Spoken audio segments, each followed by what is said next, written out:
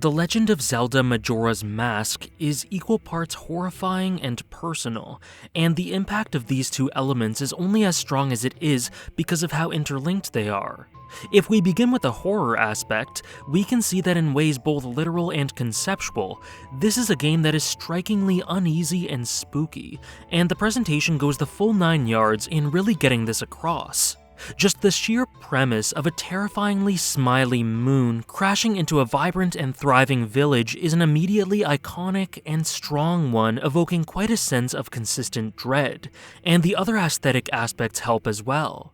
The often ominous, strange, and off-kilter music to contrast the most traditionally beautiful tracks, the darker color palette, the ambient sound design. Even in the most calming and fun moments revolving around the carnival and the lovely little bits of respite, Majora's Mask is very much an October game, with an autumn, pre-Halloween feel to it. A contemplative and sometimes scary season and story, seemingly inescapably moving into the cold of a doomed future.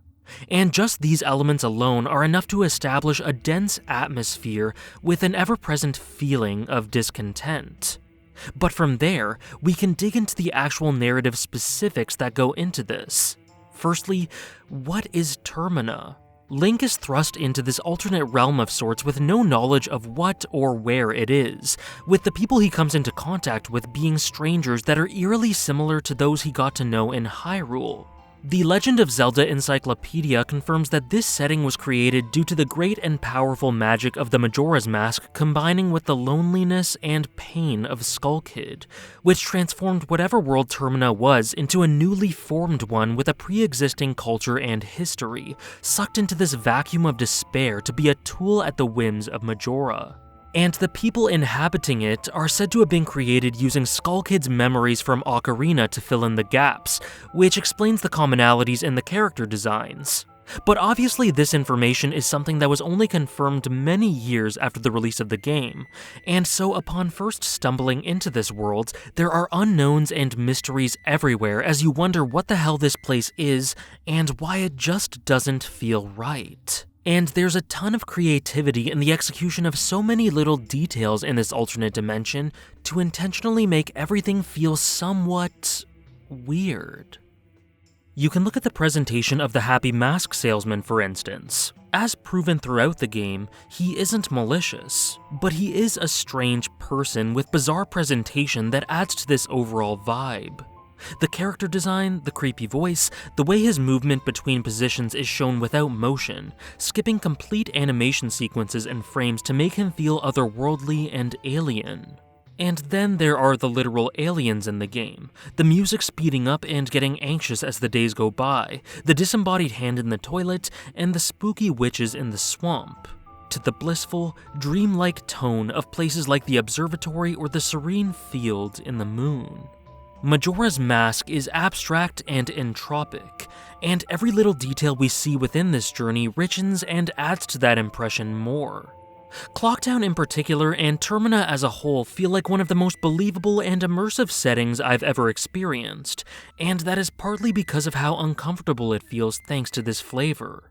Obviously, these touches are not just there to make the player feel off though, and Termina can simply be a joy to explore and get lost in. The atmosphere of a grand cultural festival and celebration, the autumn colors, the often beautiful music, the intricate schedules of the NPCs. All of this is wonderful, but everything is pervaded by this gloom that you can never really escape as long as you're in the game.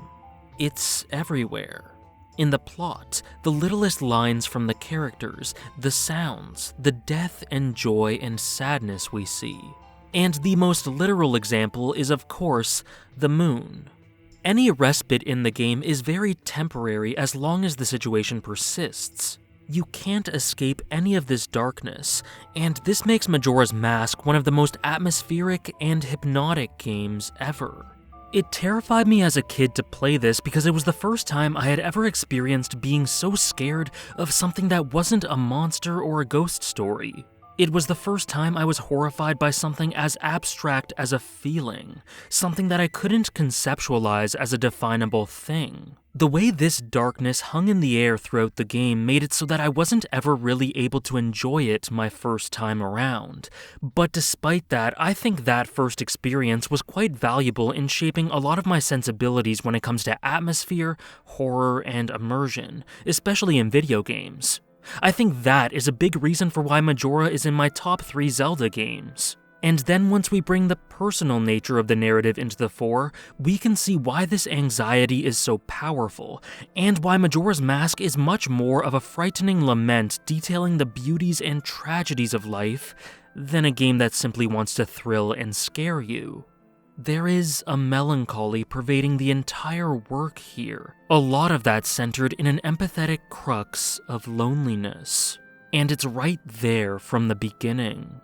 The introductory title sequence is infamous for the gradual transition from cheerful to ominous to scary, but something that has always screamed out to me was how isolated the Skull Kid looked as he gazed upon the weapon of mass destruction that he'd conceived. And from there, we begin the game in earnest with a strangely sad tone, as we learn of how Link silently crept away from the land of Hyrule that he had saved to embark on a solitary journey to find a friend that he'd lost. Notably, the game describes this as a personal journey, and that applies to the story as a whole. I've always found the idea of Link turning away from the raucous and joyous celebration to find the one thing that truly mattered really powerful and sad. Like he was satisfied with his achievements and his ability to save the land, but not quite happy with Navi gone. And after all that he had been through, all of the things he'd seen, how easy would it really have been to return to a quiet existence of simple peace? Sometimes the mind can't really deal with going cold turkey like that. It can't settle or relax. And so of course Link departed to find Navi. This was deeply important for him to do, and a much more appropriate path for him to take at that point in time. He would never have been able to rest if he just sat there in indolence, and Navi would always have been in the back of his mind, reminding him that he was missing something. And so he left, to search for what really mattered to him in that moment. And that idea of realizing and acknowledging what truly matters to us in times that really call for it, that is a huge theme of Majora's Mask, and a big reason for why it's so intimate a story. Because that is what these people are ultimately faced with in this continuous 3-day cycle.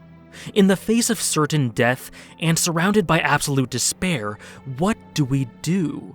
How do we act? Who do we want to be with? And what do we spend our last valuable moments doing? Termina is a place of dreams and coalescing purposes. Stuck in this 3-day universe, we see a multitude of ambitions and motivations and very human desire. The ugly and the beautiful, the flaws and blemishes and serenity. Until things are resolved in the end, it's a pocket of time exemplifying what people really are when stripped down and exposed to the volatility of mortality. And it always takes time to reflect on the weight and meaning of these concepts through the character moments that we partake in throughout. A girl and her father, a woman and her lover, an army and their commander, a butler and his son, a tribe and their chief. A pair of jugglers that, regardless of how they feel, think that they must put on a constantly laughing face to keep people smiling and keep spirits up, even in the darkest of times. Everyone has a different story, each as uniquely profound and different as the last. And while not all of these are directly linked to the events of the moon crashing, they all have that common thread of the raw essentiality of what really matters.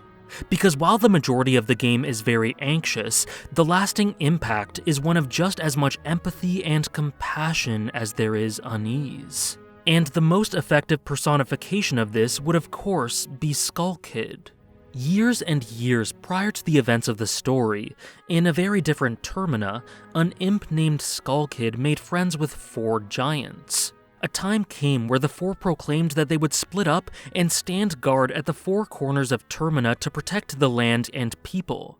Dividing Termina into 4 sections, the giants stood in their respective places, ready to aid with any trouble that would potentially occur.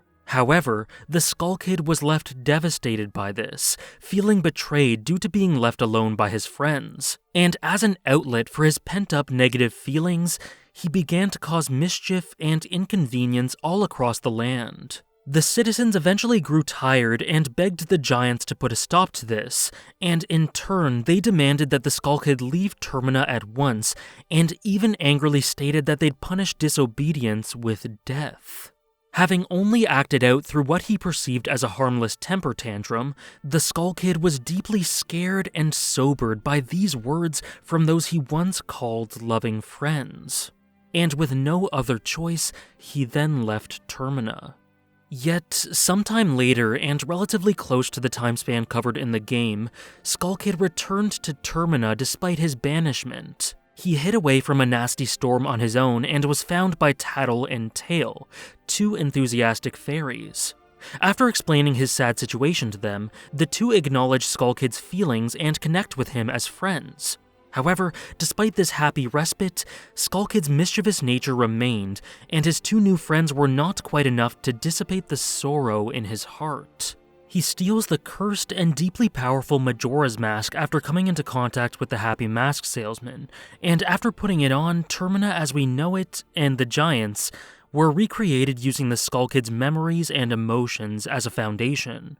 Subsequently, possessed by the mask which exacerbated and feasted upon his negative feelings, Skull Kid began returning to his old misdeeds, albeit to a comparably more serious extent. He quickly became hated for the pain he caused, and was labeled as a deviant and malevolent outcast. And after encountering Link, he imprisons him in the body of a Deku Scrub, betrays his fairy friends, and simply begins to kill time until his ultimate plan of having the moon destroy Termina comes to fruition.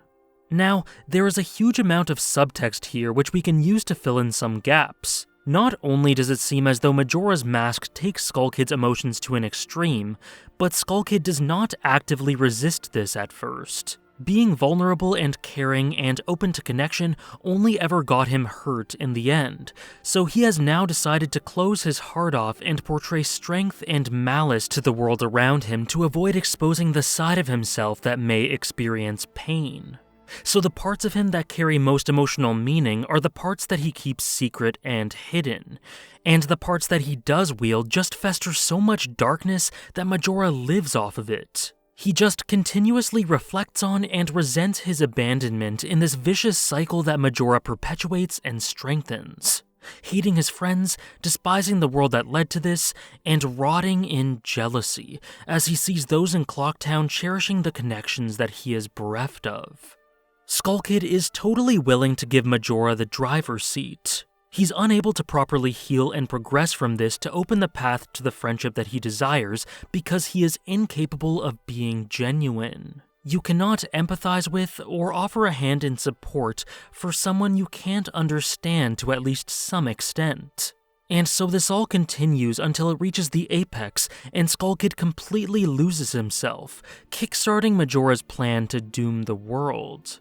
But if we fast forward to the end of the game, when Link defeats Majora and when Skull Kid's true face is exposed, that is when he is finally forced to show his weakness, and thus, that is when he's given the chance to be forgiven and accepted by others, no longer by himself. From a loving friend, to a hurt soul just looking for bonds, to a mean-spirited prankster, to an evil entity taken advantage of, and finally, back to square one.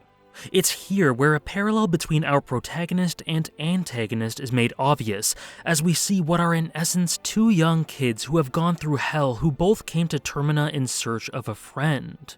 Link looking for Navi, and Skull Kid looking for anything. Even the entity of the mask, Majora itself, is stated to have been lonely to some extent, with its desire to destroy the world and consume everything perhaps some twisted way of gaining closeness with others in a method that it had not been able to ever really achieve. Throughout the narrative, this game exemplifies the pain of having to lose connections in life to people, places, memories, everything, and that is without a doubt very tragic. But Skull Kid, and maybe even Majora itself, exemplifies something even more so. The pain of not having, or believing oneself to not have, any connections to lose in the first place. One of these types of pain is a terrifying and sad process that everyone will have to go through eventually. And the other is something that no one should go through, a pain potent enough to doom the world.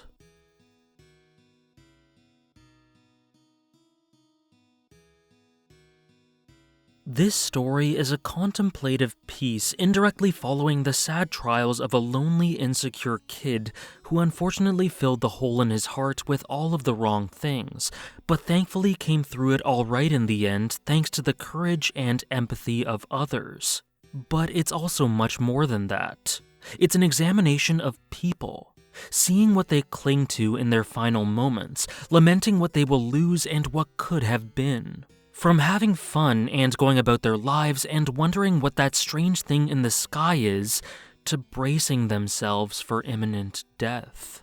The entirety of Majora's Mask is a journey through the agonizing struggle that humans go through in trying to conceptualize and eventually accept both their mortality and what their existence is worth, as the situation essentially forces them to confront what really matters in the end, and what they have and who they wish to be. Some have quite a lot, and can face this doom knowing that they've lived a life of worth despite it being cut short, and some just can't relate and cling on to insubstantial bits of nothing because in the end, that's all they really have at this moment. And that is equal parts intimate and horrifying.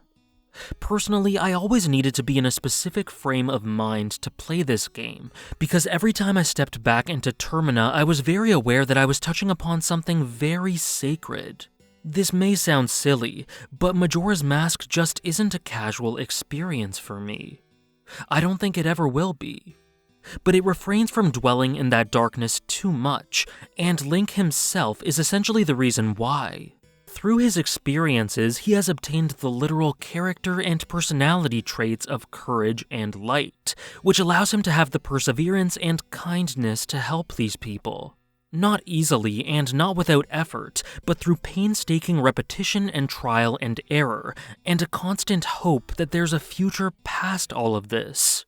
And that hope is essential in multiple ways for this story. A hope to jump that hurdle and an internal hope leading to enough self-value and belief to understand that you are good enough for others, and that despite your blemishes, you are worthy of love. It may not change some of the end result of your fate in some instances, but it will make your time in this world very meaningful, however long it is. Don't be overtaken by doubts and love yourself enough to not let insecurities dictate your life.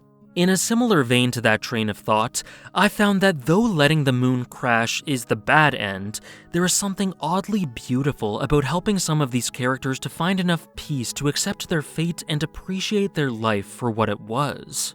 Perspective is essential in that way. But of course, that isn't the true conclusion to this story. When Link succeeds, the Skull Kid is released from his bindings, reunites with the fairies, realizes that the giants never really hated him as a person and only chastised his awful behavior, and he even befriends Link. And while not automatically totally confident and secure, he moves on to this next phase in his life with a willingness to bear all of himself to others so that he can be accepted in turn, full of gratitude and an acknowledgement of what he really wants out of life.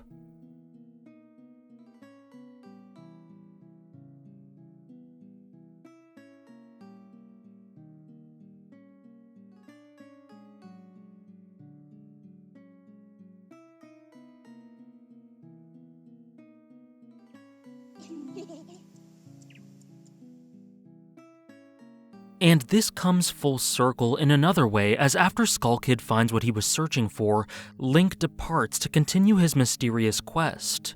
Termina is saved, the Carnival of Time begins in earnest, and everyone starts to celebrate. But the quite sad aspect to all of this is that since this land of Termina was formed as a result of the Majora's Mask's power, it inevitably fades from existence very soon after we take our leave.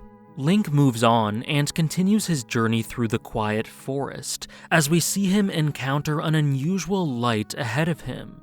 Perhaps this is a signifier of his return to Hyrule, maybe feeling as though he's found some of the peace that he sought through his adventure in Termina. Or perhaps this light is a method of continuing his long search for Navi. Whatever his goal may be, he is still alone, aside from Epona, and Hyrule Historia states that his whereabouts after this point are simply unknown. The visual of Link looking towards this mysterious light on the outskirts of Termina's forests has always stuck with me, with all of the murkiness surrounding this ending ensuring that it leaves us with a lonely feeling, just like the rest of the game. Throughout, there is happiness, horror, sadness, and everything in between. But overlying everything is this strange melancholy that never really leaves us.